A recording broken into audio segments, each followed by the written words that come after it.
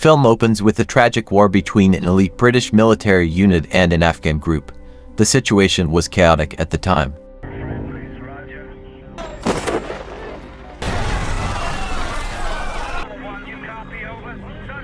After the incident, a military officer named Joseph Smith, known as Joy, suffered severe trauma and had to undergo treatment in a psychiatric hospital. However, during his recovery, Joy escaped and began living as a homeless person on the streets. One night, a group of thugs once again assaulted the homeless. Joy, who was intoxicated at the time, couldn't bear to see his close friend Isabelle being harassed. He mustered the courage to fight back, but ended up getting badly beaten.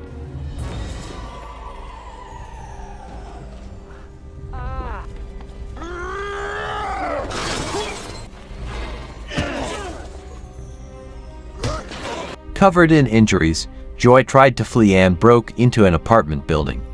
The thugs kept chasing him, and he was forced to climb through a window into one of the units. Luckily, the apartment was vacant, allowing Joy to hide from his pursuers. The next morning, as Joy looked at himself in the mirror, he realized that his appearance had changed significantly. He decided to clean himself up to look more presentable.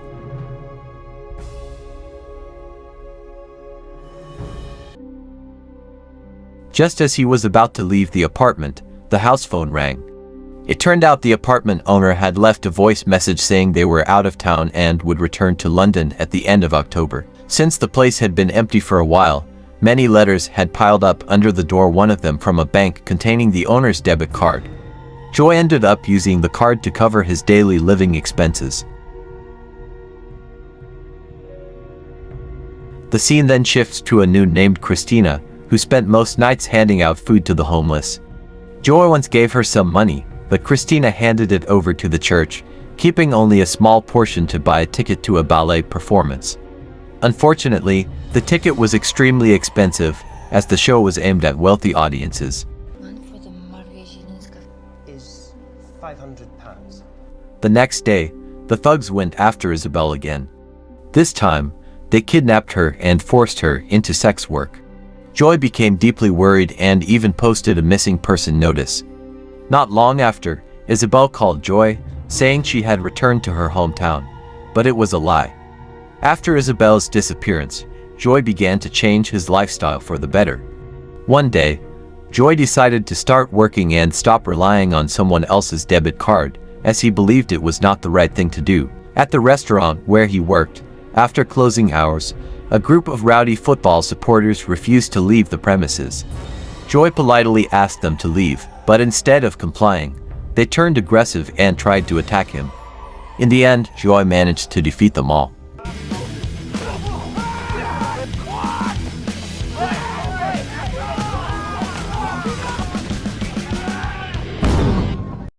The next day, Joy's boss took him to the Triad's headquarters. Apparently, the mafia leader named Mr. Choi was looking for a personal driver who could also serve as a bodyguard. Though Joy initially declined the offer, he eventually accepted it due to financial necessity. From then on, aside from driving duties, Joy was also tasked with handling matters related to the boss's business operations.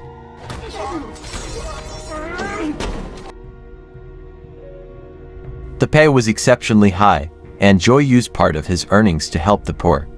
Every night, he sent food to be distributed by Sister Christina to the homeless. One night, Joy invited Sister Christina to have dinner with him. However, when they met, Christina suddenly shared the news that the police had just discovered the body of a woman found in the river, and it was most likely Isabelle. According to the police, Isabelle had likely been assaulted by one of her clients, then injected with drugs until she overdosed. Christina tried to connect this tragic death with Joy's current involvement in his boss's drug distribution network. As a nun, she pleaded with Joy to leave that life behind and return to the right path. The next day, the same two thugs who once attacked Joy were seen again extorting the homeless. This time, Joy stepped in not only to protect the victims but also to find out who was truly behind Isabelle's death. At first, the thugs were reluctant to talk, but after being threatened, they finally gave a vague description of the suspect.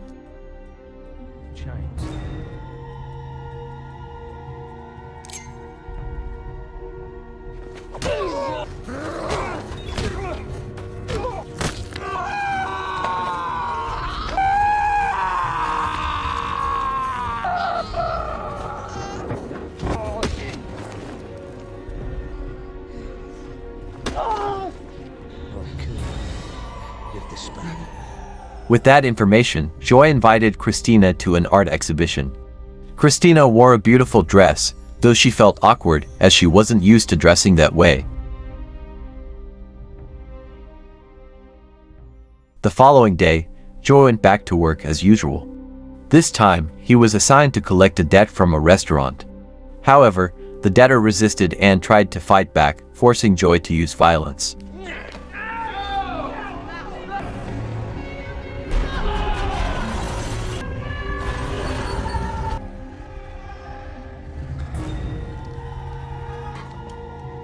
That money belongs to my family.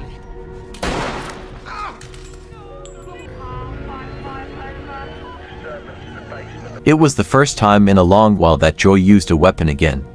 Unfortunately, the incident drew the attention of the police, who began tracking him. They even went as far as interrogating Sister Christina.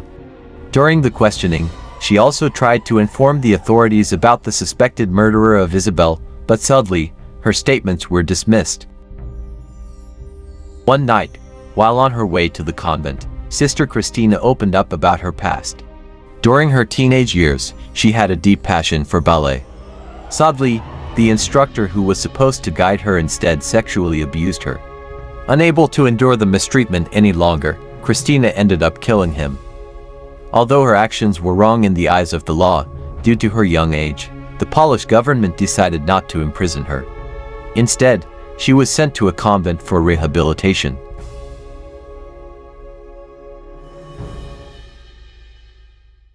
Joy eventually discovered who killed Isabelle. He went to Mr. Troy and asked to be allowed to meet the true leader of the triad, who turned out to be a woman. They agreed to reveal the murderer's identity, but only if Joy completed a secret mission first. He was tasked with transporting a group of human trafficking victims to another city. That night, Joy went to the port to pick up the victims.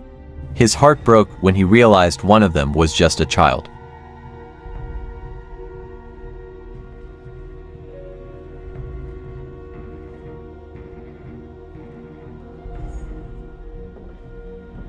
Still, he felt powerless, knowing that if the mission failed, he would never find Isabelle's killer. Eventually, the murderer was identified as Max. One of Mr. Choi's men managed to steal an invitation card from Max's pocket during a visit to a certain place. Joy asked Sister Christina to meet him in a park to take pictures of him. With a camera, he seemed worried that his plan for revenge that night might not succeed. He wanted the photos to be a memory for his daughter.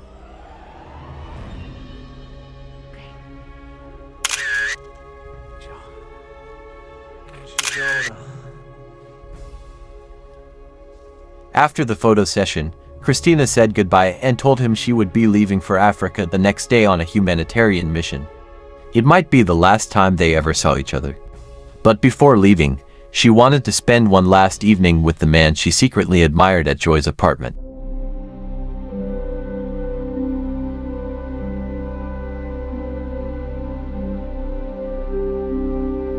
Unexpectedly, the owner of the apartment returned and became furious upon finding them there. Christina had also asked Joy to go with her to watch a ballet performance. She had already bought 2 tickets. Unfortunately, when the show began, Joy never showed up. That evening, Joy was actually busy. He had gone to his ex-wife's home to drop off a bag full of money along with a letter.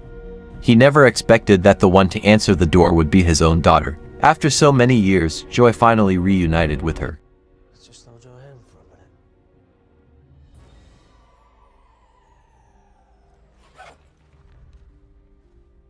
Joy then changed clothes and attended a luxurious dinner party hosted by London's real estate elites. Max, the one who murdered Isabelle, was there, appearing relaxed. Joy came not to mingle but for revenge. When he spotted Max, he didn't hesitate to throw him from a great height, killing him instantly. Joy's act of murder immediately drew the attention of the police. Max, Who are you? who problem. Just look, what the hell do you want?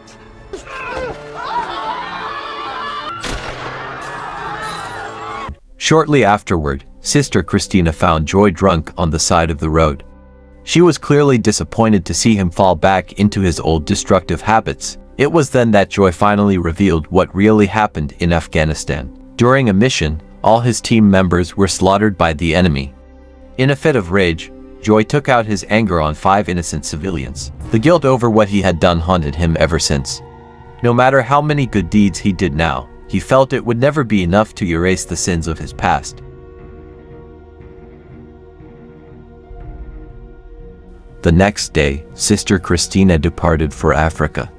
Before leaving, she received a letter Joy had left for her. In it, he wrote about how he tried to atone for his mistakes.